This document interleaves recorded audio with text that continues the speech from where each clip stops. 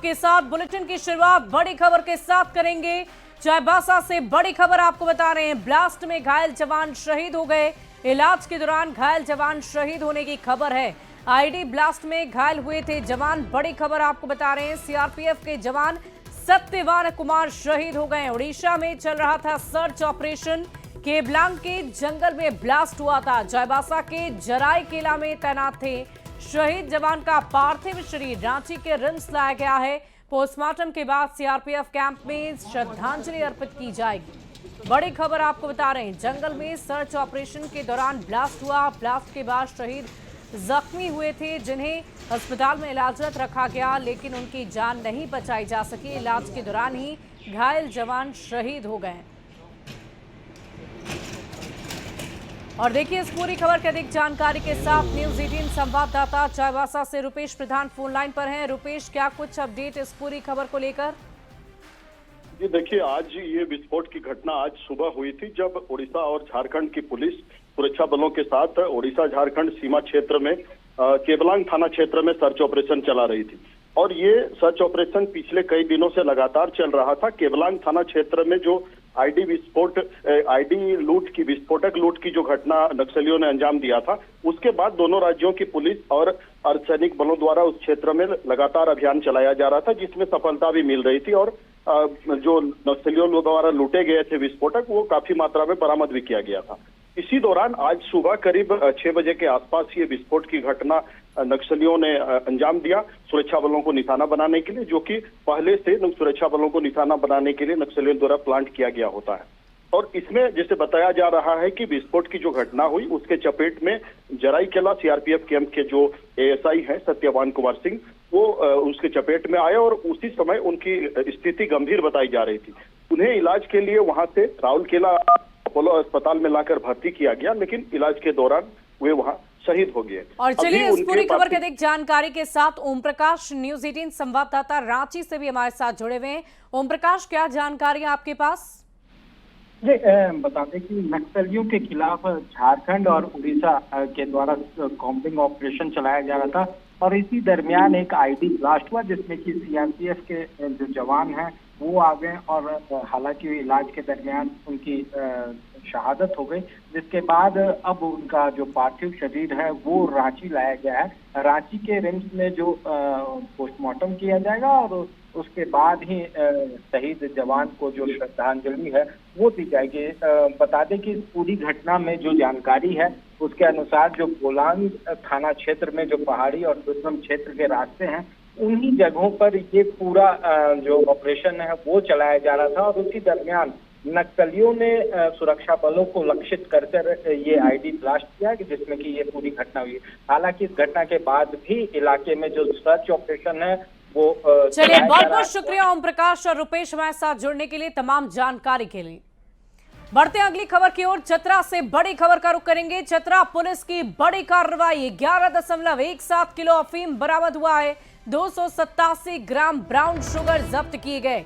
44.57 लाख रुपए की ये अफीम बरामद की गई है। मुख्य सरगना सहित 2 तस्कर गिरफ्तार हुए। रोशन दांगी और रूबी देवी गिरफ्तार हुई हैं। जब्त सामान की कीमत करीबन 78 लाख रुपए बताई जा रही है।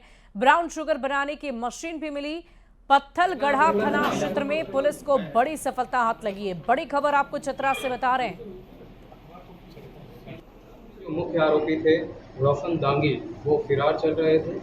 हमारी टीम ने छापामारी करते हुए उसे पकड़ा है, और उनके से पूछताछ करने पे बहुत सारी बहुमूल्य सूचनाएं प्राप्त हुई है, जिसके कन्फेशन के आधार पे एक और बहुत बड़ा अमाउंट 44,57,350 रुपये जो उसने अपने साली रूबी देवी को दिया था। तो रूबी देवी के घर में छापामारी किया गया, और वहाँ से ये पैसा भी बरामद हुआ, और साथ ही वहाँ से अफीम भी बरामद हुआ है।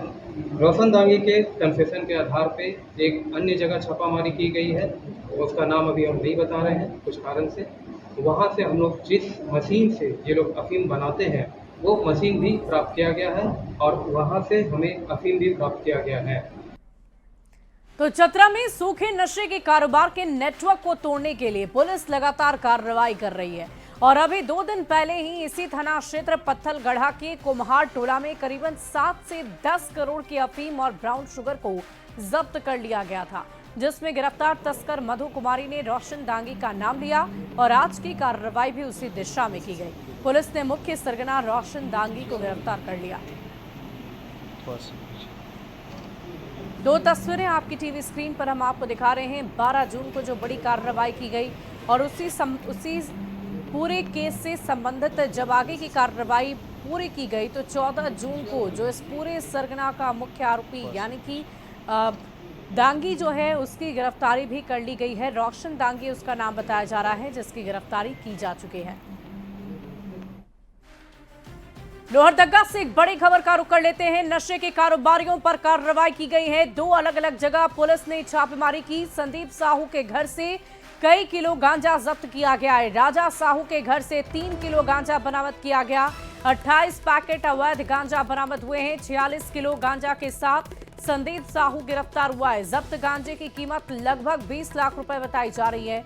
राजा साहू की तलाश में पुलिस जुटी है। छापेमारी दल का गठन करके कार्रवाई लगातार जारी है।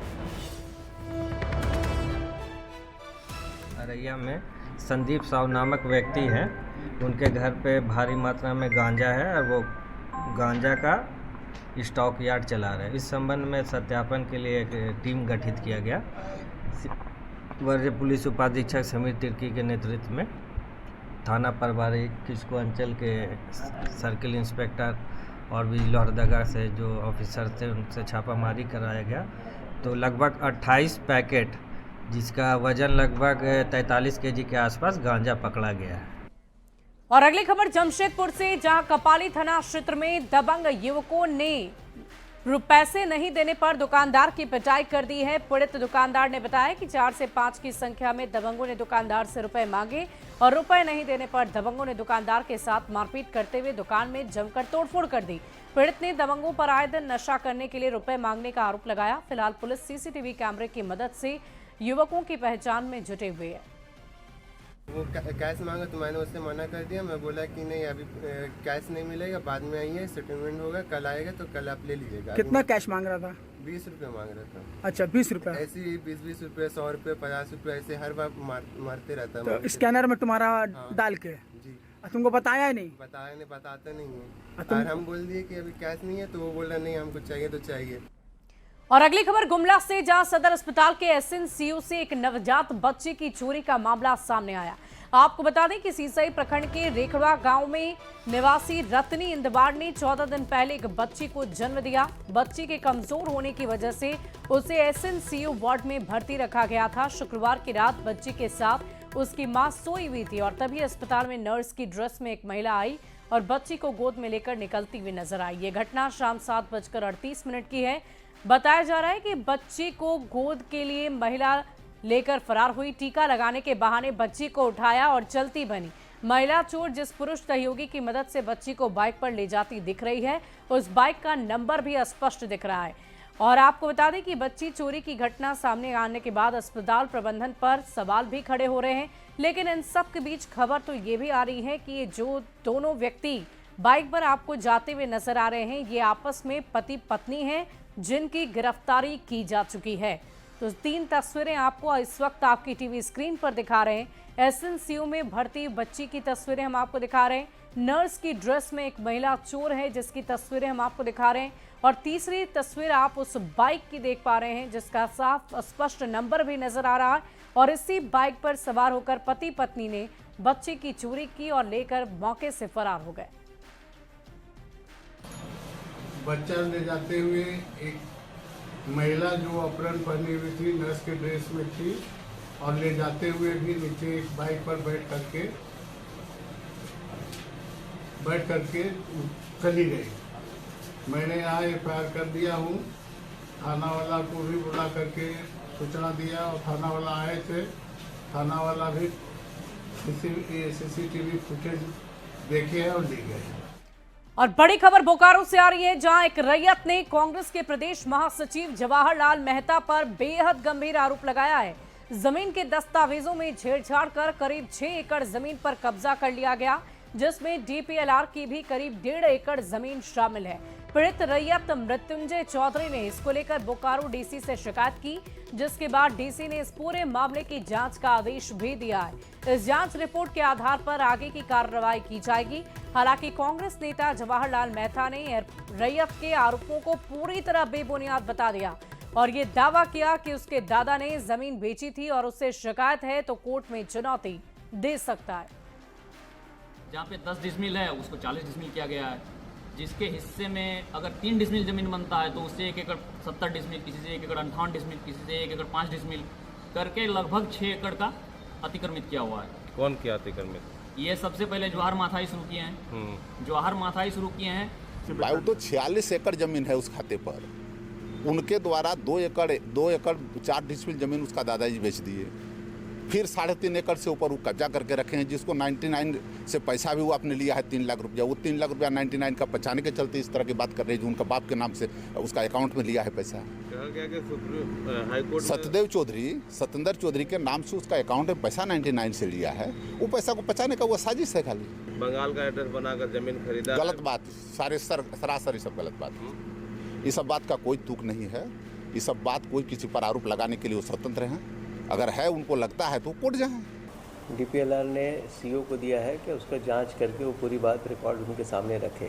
फिर डीपीएलआर से मैंने रिपोर्ट मांगा है, सीओ उसकी जांच कर रहे हैं या जांच कंप्लीट कर लिया उन्होंने, जैसा मुझे आज बताया कि उन्होंने जांच कंप्लीट कर लिया है। मैंने कहा है कि आप पूरी जिम्मेदारी से अपनी रिपोर्ट देंगे और उसी जिम्मेदारी से हम उस पर निर्णय लेंगे। और अगली खबर बोकारो से, जहां झ्यास थाना क्षेत्र के वसुंधरा कॉलोनी के अलीशा अपार्टमेंट में चोरी की घटना सामने आई है। पीड़ित का परिवार गर्मियों की छुट्टी मनाने के लिए गया हुआ था और वो सुबह घर में ताला लगाकर मॉर्निंग वॉक पर गए। तभी मौका पाकर चोरों ने 5 लाख के जेवर कैश पर हाथ साफ किया, मौके से फरार हो गए। सूचना मिलने पर पुलिस सीसीटीवी फुटेज को खंगाल रही है, आरोपियों की पहचान में जुटी हुई है।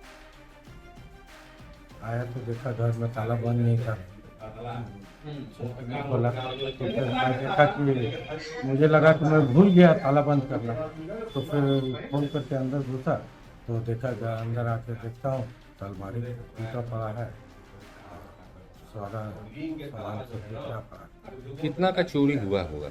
लगभग 5 लाख से ऊपर। चोरी की सूचना के मिलने के उपरांत मैंने आलिशा अपार्टमेंट में जिसका जांच करने आया हूँ। क्या लग रहा है कितना का चोरी हुआ होगा? अभी तो हमको कोई अभी आकलन नहीं है, तहरीर दी जाएगी तो मालूम। और राजधानी रांची से एक बड़ी खबर का रुख करेंगे। हॉस्टल को खाली कराया जा रहा है। इस वक्त की बड़ी खबर आपको बता रहे हैं, सुखदेव नगर थाना पुलिस खाली करवा रही है नवीन सरना कॉलेज हॉस्टल का ये मामला। दखल दिहानी के लिए पुलिस पहुंची। पूर्व में हॉस्टल को लेकर विवाद हुआ था, कोर्ट के आदेश पर इसे खाली कराया जा रहा है। बड़ी खबर आपको रांची से बता रहे हैं, हॉस्टल को खाली कराने की खबर है। सुखदेव नगर थाना पुलिस इसे खाली करा रही है। नवीन सरना कॉलेज हॉस्टल से जुड़ा हुआ ये मामला।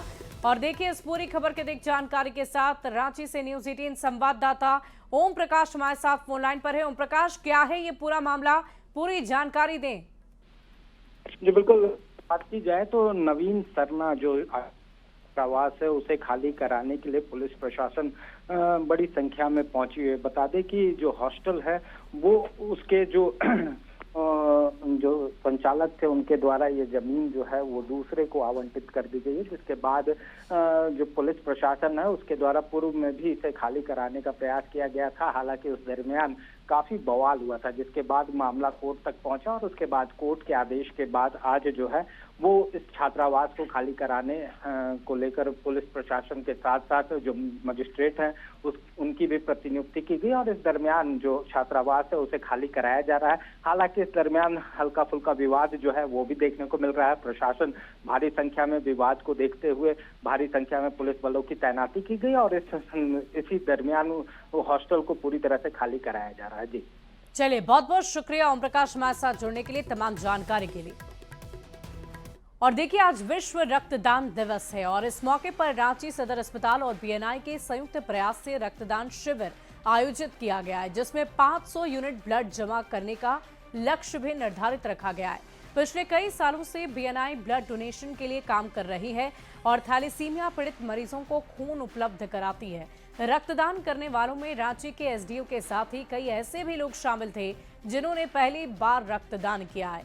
अतुल गेरा एक ऐसे व्यक्ति हैं जिन्होंने अब तक 107 यूनिट रक्तदान कर दिया है। किसी के धमनियों में अगर आपको जिंदा रहना है तो आप ब्लड डोनेट करें।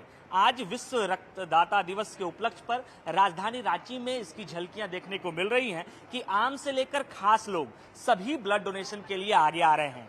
अब तक 200 यूनिट से अधिक ब्लड जो है वो कलेक्ट किए गए हैं। इस वक्त हमारे साथ रांची के एसडीओ हैं, उन्होंने भी अपने हाथ में पकड़ रखा है कि प्राउड ब्लड डोनर। सर, सबसे पहले तो कैसी अनुभूति होती है ब्लड डोनेट करने की? ब्लड डोनेट करके आपको और हल्का महसूस फील होता है, आपको और लाइट एफिशिएंट अच्छा बहुत अच्छी सेटिस्फैक्शन की फीलिंग आती है। और मैं इनफैक्ट कहना चाहूँगा कि मुझे लगता नहीं कोई परिवार होगा जिसमें आज तक कोई इंजरी नहीं हुई, जिसने कभी ब्लड बैंक से खून नहीं लिया। तो ये खून वापस करना सिर्फ एक मौलिक कर्तव्य नहीं। पहली बार हमने स्टार्ट किया था, हमने ये टारगेट लिया था हमारे जितने सदस्य हैं उतने यूनिट करेंगे। तो पहली बार हम लोग जब किए थे हम लोग 220 सदस्य थे, 275 यूनिट लगभग किए थे और वैसे कर करके हर साल संख्या बढ़ती गई। हम लोग ने पिछले साल 501 यूनिट्स किया था और इस साल भी हमारा वही टारगेट है। हम लोग 485 मेंबर्स हैं बीएनआई रांची में, तो इस साल भी वो टारगेट है कि हम लोग 501 प्लस करें डोनेशन। पहली बार रक्तदान कर कैसा लगता है? ये बहुत सिंपल सा है, कुछ ज़्यादा महसूस नहीं होता है, कोई ज़्यादा दर्द भी नहीं रहा, सब अपने आराम से हो गया। फर्स्ट टाइमर के लिए क्या कहेंगे, आए ब्लड डोनेट करें? हाँ, मतलब इसमें कोई हिचक होने की जरूरत नहीं है। यहाँ पे तो मतलब सर्टिफिकेट भी देते हैं, तो अगर 3 महीने तक आपको कुछ ऐसे न हो, बट अगर जरूरत होती है तो आप ब्लड बैंक से भी ब्लड मिल सकता है। ये वो ब्लड डोनेशन कैंप है जहां लगातार जो लोग हैं वो पहुंच रहे हैं, ब्लड डोनेट कर रहे हैं। इसके साथ साथ उन्हें जो सर्टिफिकेट का वितरण है वो भी किया जा रहा है। हमने आपको 1 दफा ब्लड डोनेट के बारे में बताया, 2 दफा के बारे में बताया, एसडीओ सर के बारे में बताया। अब जो हमारे साथ शख्स हैं उन्होंने 100 से अधिक दफा ब्लड डोनेट किया है। अतुल जी, अगर रांची में किसी को खून की जरूरत होती है तो शायद आपको पहले याद किया जाए। हम तो चाहते हैं कि कोई याद ना करे, वो ब्लड बैंक या अस्पताल उनको बेड साइड ब्लड दे दे। इसकी लड़ाई हम कब से लड़ रहे हैं हमें भी याद नहीं है, 10 साल हो गए। ये हम PIL कर चुके हैं, वापस से एक PIL फाइल किया है। तो ये लड़ाई चल रही है कि सिस्टम कैसे ऐसा काम करे कि मरीजों के लिए जो नेशनल ब्लड पॉलिसी है उसका कंप्लायंस हो और बेड साइड लोगों को बिना रिप्लेसमेंट आसानी से ब्लड मिल जाए। ये पूरी मुहिम का जो अल्टीमेट एम है वो यही है। कितना यूनिट अब तक आपने ब्लड डोनेट किया? मैंने 107 बार किया है अभी तक। और रक्तदान ऐसे करना अपने सेहत के लिए भी बहुत अच्छा है, किसी की जान तो बचती है, अपना कर्म तो अच्छा होता है। और पता नहीं लोग 30 सेकंड में कैसे ज़िंदगी ख़त्म हो जाती है। कम से कम हम जो चीज़ कर सकते हैं अपना कर्म अच्छा कर सकते हैं। जैसा कि इन्होंने बताया कि 107 दफ़ा ब्लड डोनेट किया है। ऐसे अलग अलग लोग यहाँ पर पहुँच रहे हैं, ब्लड डोनेट कर रहे हैं ताकि जो मरीज अस्पताल में भर्ती हो, उन्हें खून की ज़रूरत हो तो उनकी जान बचाई जा सके। कैमरा पर्सन प्रभाकर के साथ गौरव झा, न्यूज़ 18 रांची। और हजारीबाग की रांची पटना NH 33 पर स्थित जवाहर घाटी अब दुर्घटनाओं और परेशानियों का कारण बनते जा रही है। ये घाटी बहुत संकरी है, साथ ही यहाँ ना तो स्ट्रीट लाइट है और ना ही रेडियम चिन्ह, जिसकी वजह से रात के अंधेरे में घाटी को पार करते वक्त लोगों को काफी परेशानी होती है। रात के समय सड़क दुर्घटनाओं की आशंका कई गुना बढ़ जाती है। स्थानीय लोग और ड्राइवर जिला प्रशासन NHAI से घाटी क्षेत्र में स्ट्रीट लाइट, रेडियम चिन्ह और सिग्नल बोर्ड लगाकर इसे सुरक्षित बनाने की मांग कर रहे हैं। रात में यहाँ पे जैसे सुनाटा जगह में लाइट होना चाहिए, ये सब बहुत कुछ देखने को मिल रहा है जो नहीं होना चाहिए। इस तरह का व्यवस्था थोड़ा सा जर्जर है, इसकी स्थिति सही बढ़िया करना चाहिए। दूसरी चीज़ है गार्ड वाल इसकी मजबूत नहीं, लाइट होना चाहिए और तरह का और सिग्नल होना चाहिए ताकि रात में भी लोग समझे कि यहाँ घुमाव है या बगल में टाइम है। तो ये तो प्रशासन की कमी है। रात में रेडियम ही नहीं है तो पता कैसे चलेगा, लाइट उट का सुविधा नहीं है। कैसे हुआ था दुर्घटना?